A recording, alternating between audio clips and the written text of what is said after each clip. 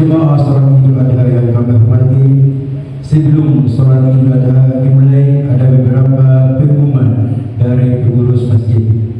Yang pertama, kami sampaikan kepada jemaah bahawa yang bertindak sebagai khatib pada salat Idul Adha pada pagi hari ini adalah Ustaz Irfan Ko SAG.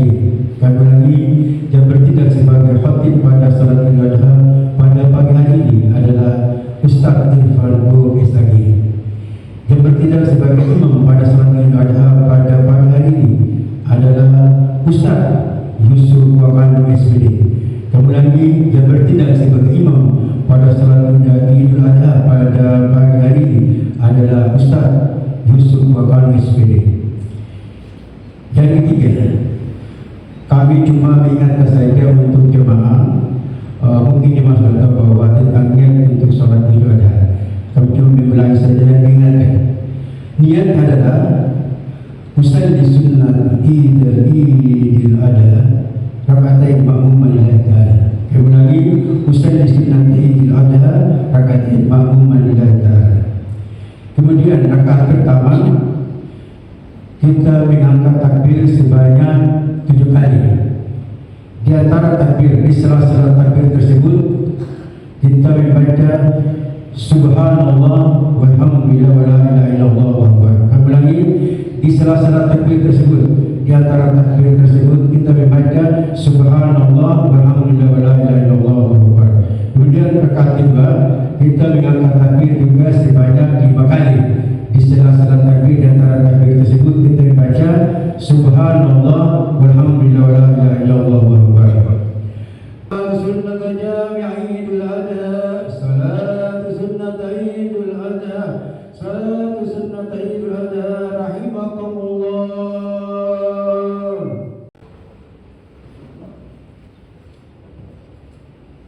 Allahu Akbar wa lillahil hamd.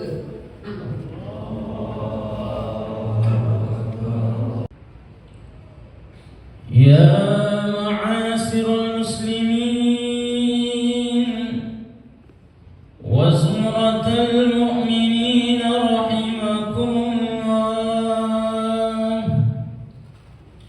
I'lamu anna yawmakum hadha yawmu Idil Adha wa yawmus surur wa yawmul maghfur. قد أحل الله لكم فيه الطعام وحرم عليكم فيه الصيام فإذا صعد الخطيب على المنبر ومن يتكلم فقد لغى أنصتوا واسمعوا وأطيعوا رحمكم الله.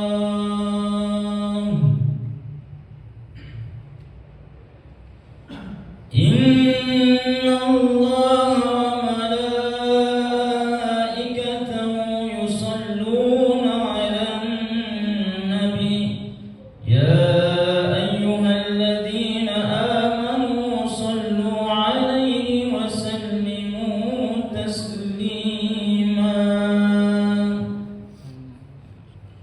Allahumma salli 'ala asrafil arabi wal ajam wal imamati wal مدينة الحرام سيدنا ونبينا محمد صلى الله عليه وسلم جده ربه شرفا وكرما وتقديما. السلام عليكم ورحمة الله وبركاته.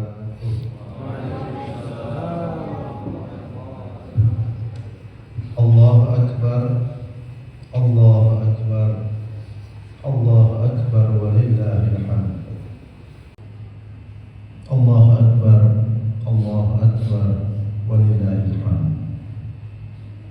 Hadirin kaum muslimin, pelaksana salat Id yang dimuliakan Allah Subhanahu wa taala.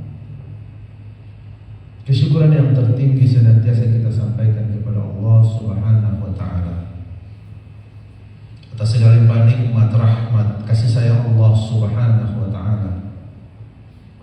Hari ini kita bisa berhimpun di rumah Allah, tempat yang mulia ini, untuk sama-sama kita melaksanakan sholat Idul Adha.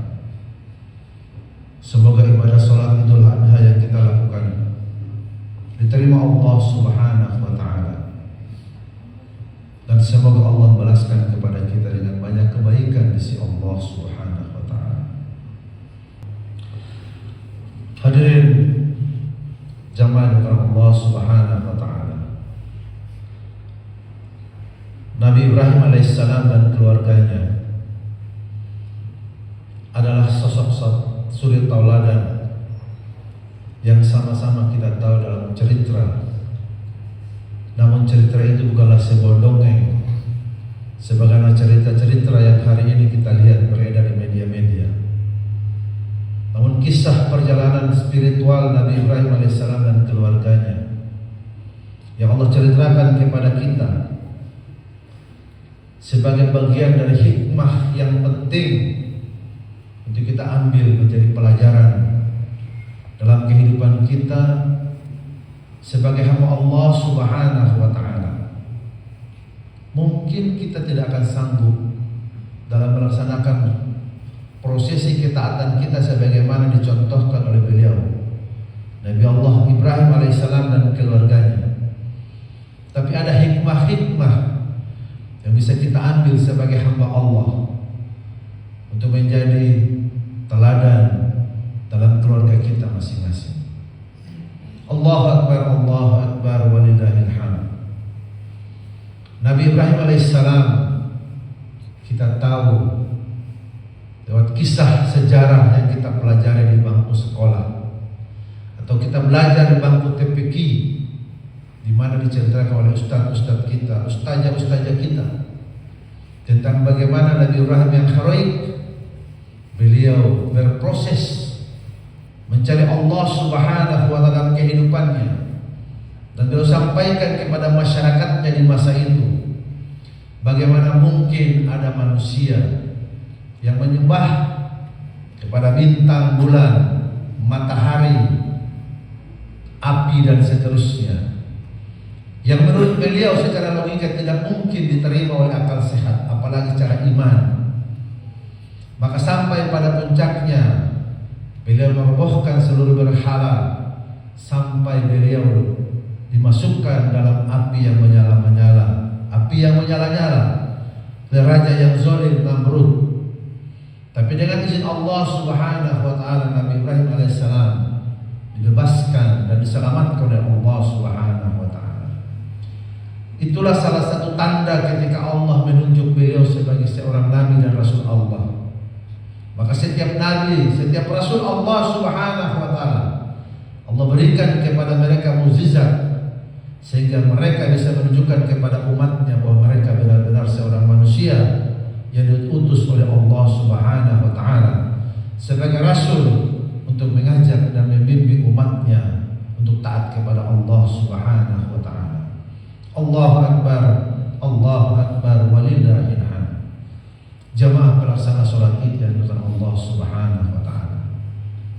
Perjalanan spiritual Nabi Ibrahim alaihissalam dan keluarganya sampai pada puncak tertinggi ketika Allah Subhanahu wa Ta'ala memerintahkan kepada Nabi Ibrahim alaihissalam untuk menyembelih anaknya yang tercinta Ismail alaihissalam. Ketika pada saat itu Nabi Ibrahim alaihissalam dan keluarganya baru diamanahkan seorang putra baginya, putra tercinta sematawayang Ismail alaihissalam. Ketika masa bayi ditinggalkan di padang pasir yang tandus yang kita kenal hari ini, tempat di mana orang melaksanakan ibadah haji, Safa dan Marwah, di seputaran Ka'bah. Disitulah beliau meninggalkan istri tercinta Siti Hajar dan anak tercintanya Ibrahim alaihissalam untuk pergi ke Palestina menunaikan dakwah yang diperintahkan oleh Allah Subhanahu wa Ta'ala untuk mengemban tugas sebagai seorang nabi dan rasul Allah Subhanahu wa Ta'ala. Allahu Akbar walillahil hamd. Ketika pada masa selesai melaksanakan tugas berdakwah beliau kembali bertemu dengan keluarga dan istrinya tercinta. Tapi Allah Subhanahu wa taala masih menguji beliau. Allah perintahkan kepada beliau dan perintah itu Allah abadikan dalam Al-Qur'anul Karim. Allah mengabadikan cerita ini dalam Al-Quran karena ini menjadi sebuah cerita besar yang Allah masukkan dalam Al-Quran. Karena Al-Quran sesungguhnya berisi cerita-cerita besar, kisah-kisah besar, dan perintah-perintah besar yang Allah sampaikan kepada kita sebagai hamba Allah Subhanahu wa ta'ala. Allah menyampaikan kepada kita dalam surat As-Saffat pada ayat 102 yang berbunyi a'udzubillahi minasyaitonir rajim. Falamma balagha ma'u sa'ya qala ya bunayya inni ara fil manami anni adhbahuka fanzur madza tara. Qala ya abati fa'al ma tu'maru satajiduni insyaallahu minas sabirin. Yang artinya maka tatkala anak itu sampai pada umur yang sanggup untuk berusaha bersama-sama Ibrahim. Ibrahim berkata kepada anaknya, "Wahai anakku, sesungguhnya aku melihat dalam mimpi bahwa aku diperintahkan untuk menyembelihmu. Maka pikirkanlah apa pendapatmu." Maka anaknya menjawab, "Wahai ayahku, kerjakanlah apa yang diperintahkan Allah Subhanahu wa ta'ala kepadamu. Niscaya insyaallah engkau akan mendapatiku termasuk orang-orang yang sabar." Allahu Akbar, Allahu Akbar, Allahu Akbar, walillahil hamd. Jamaah memuliakan Allah Subhanahu wa ta'ala.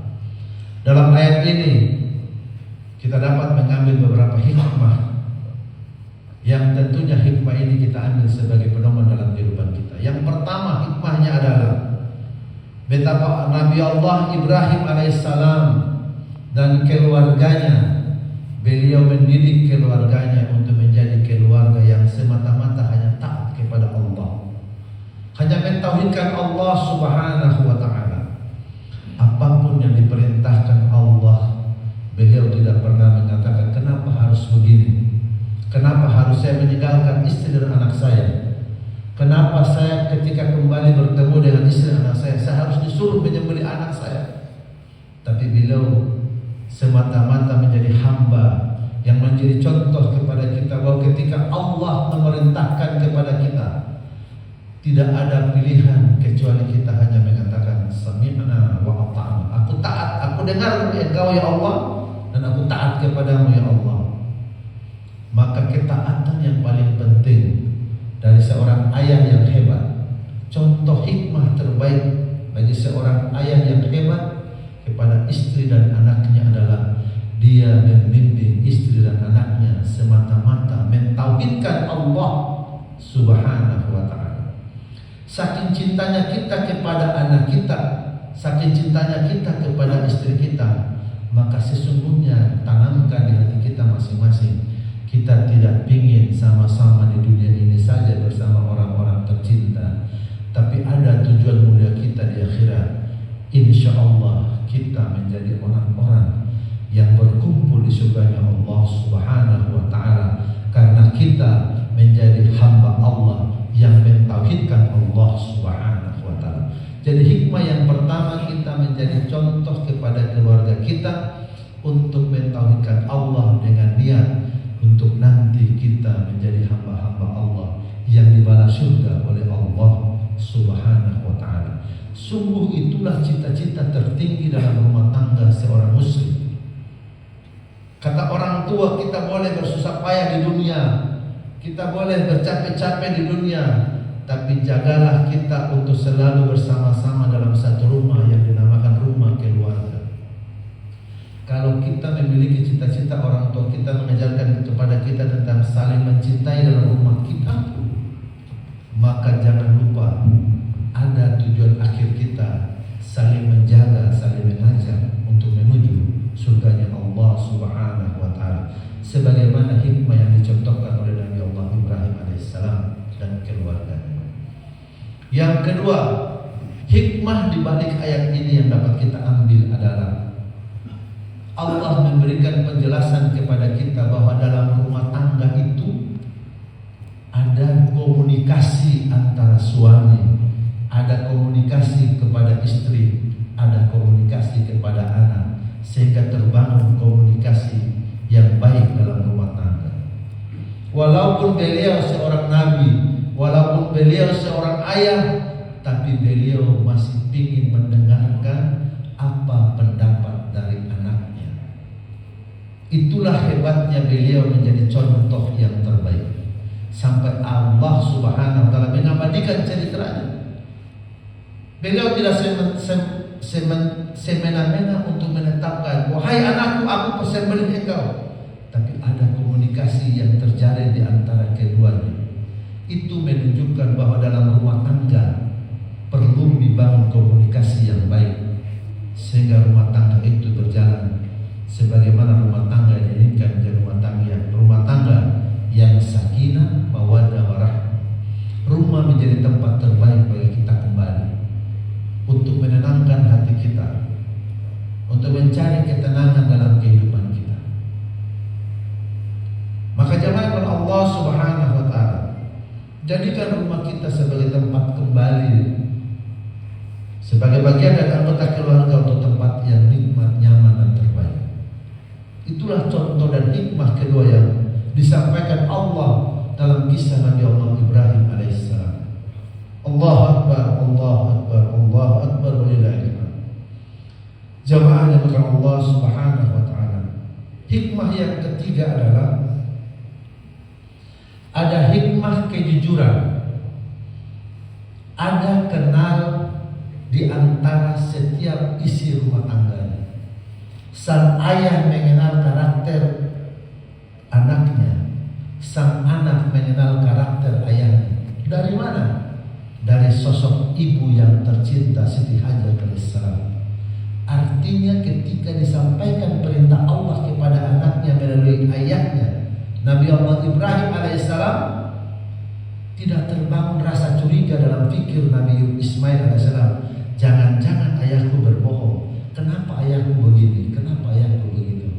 Karena Nabi Allah Ismail mengenal sosok ayahnya, seorang sosok yang baik, seorang ayah yang hebat, seorang ayah yang menjadi contoh yang dia yakin benar. Ayahnya tidak akan membawa mereka kemana kecuali mendapat ridha Allah. Ayahnya akan mengantarkan keluarganya mendapat ridha Allah.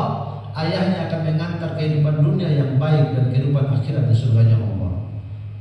Maka jamaahkan Allah Subhanahu wa taala, sesungguhnya di antara kita dalam rumah tangga harus saling kenal antara karakter seorang ayah, seorang istri, seorang ibu, dan seorang anak. Lewat komunikasi, lewat kejujuran,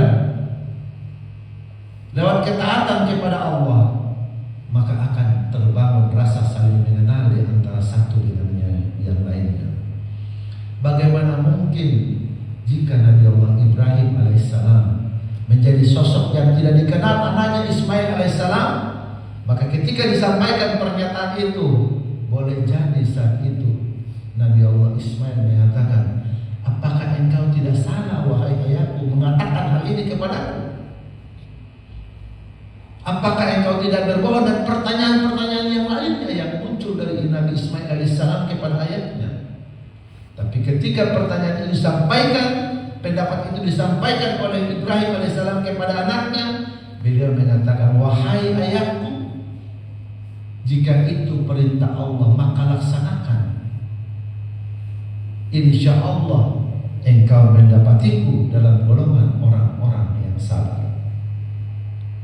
Bagaimana mungkin hal itu kalau kita sampaikan kepada anak kita? Ketika kita sampaikan hal seperti begitu kepada anak kita akan mengatakan, mungkin ayah saya sudah berada pada gangguan jiwa. Apakah ayah saya tidak bermimpi hari ini? Kenapa mungkin demikian itu bisa terjadi, jemaah Allah? Karena yang pertama, mungkin kita bukan diberikan cobaan oleh Allah. Kita tidak diamanahkan oleh Allah seberat itu karena kita bukan menjadi orang-orang yang Allah pilih untuk menjadi nabi dan rasul. Kita bukan orang-orang terpilih oleh Allah. Maka Allah tidak mungkin menyampaikan cobaan yang demikian kepada kita, karena Allah tahu la yukallifullahu nafsan illa wus'aha. Allah tidak memberikan beban kepada seorang hamba melampaui kapasitas hamba itu. Allahu Akbar, Allahu Akbar, Allahu Akbar, walillahil hamd. Jamankan Allah Subhanahu wa taala. Mudah-mudahan khutbah singkat ini dapat menjadi pelajaran bagi kita untuk kita menjalani rumah tangga kita. Kita mulai memproses diri kita menjadi seorang ayah yang hebat, menjadi seorang suami yang dikenal oleh istri, dan seorang ayah yang dikenal oleh anaknya, menjadi ayah yang terbaik yang anak kita yakin dalam pikirannya bahwa ayahnya adalah seorang ayah yang akan mengantarkan dia dalam keridhaan Allah Subhanahu wa taala. Bahkan dia yakin Allahnya akan mengantarkan kepadanya menuju surganya Allah Subhanahu wa taala. Demikian khutbah singkat ini. Mudah-mudahan Allah merahmati dan meridai kehidupan kita bersama orang-orang yang kita cintai. Allah mudahkan seluruh urusan kita. Allah berikan kepada kita dan orang-orang yang kita cintai nikmat kesehatan, nikmat kekuatan, nikmat umur panjang dalam menjalani tugas kita sebagai hamba Allah Subhanahu wa taala. Yang benar Allah Subhanahu wa taala, yang salah dikira saya pribadi. Wallahu a'lam bishawab. Mari kita berdoa kepada Allah Subhanahu wa taala. Semoga Allah Subhanahu wa taala menerima amal ibadah kita semuanya. A'udzubillahi minasyaitonir rajim. Innallaha wa malaikatahu yusalluna 'alan nabi. Ya ayyuhalladzina amanu sallu 'alaihi wa sallimu taslima. Kama shallaita 'ala Ibrahim wa 'ala ali Ibrahim fil 'alamin innaka Hamidum Majid. Wa barik 'ala Muhammad wa 'ala ali Muhammad kama barakta 'ala Ibrahim wa 'ala ali Ibrahim fil 'alamin innaka Hamidum Majid. Allahumma ighfir lil muslimina wal muslimat wal mu'minina wal mu'minat al ahya'i minhum wal amwat innaka as-sami'u qarib mujibu da'wat ya qawli al hajat. Rabbana ighfir lana wa li ikhwanina alladhina sabaquna bil iman wa la taj'al fi qulubina ghillan lil ladzina amanu rabbana innaka ra'ufur rahim. Allahumma ighfir li wa li walidayya warhamhum kama rabbayani shighara. Allahumma ighfir li wa li walidayya warhamhuma kama rabbayani shighara. Allahumma ighfir li wa li walidayya warhamhuma kama rabbayani shighara. Rabbi habli minas salihin, Rabbi habli minas salihin, Rabbi habli minas salihin. Rabbi ja'alni muqimas salah wa min dhurriyyati rabbana wa taqabbal du'a. Rabbana hab lana min azwajina wa dhurriyyatina qurrata a'yun waj'alna lil muttaqina imama. Rabbana la tuzigh qulubana ba'da idh hadaytana wa hab lana min ladunka rahmah innaka antal wahhab. Rabbana zalamna anfusana wa illam taghfir lana wa tarhamna lanakunanna minal khasirin. Asyhadu an la ilaha illallah astaghfirullah. Nas'aluka al-jannata wa na'udzu bika minan nar. Allahumma innaka 'afuwwun tuhibbul 'afwa fa'fu 'anna ya karim. Rabbana atina fid dunya hasanah wa fil